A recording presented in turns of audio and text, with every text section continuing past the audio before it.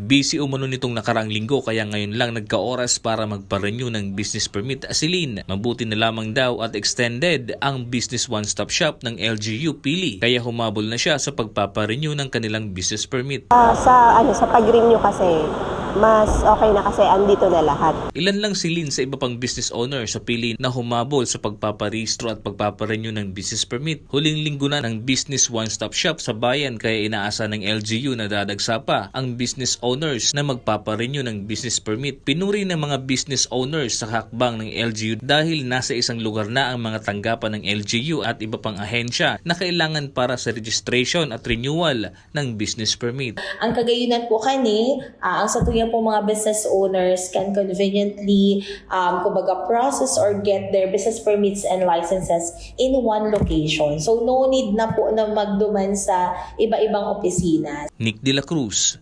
CSN.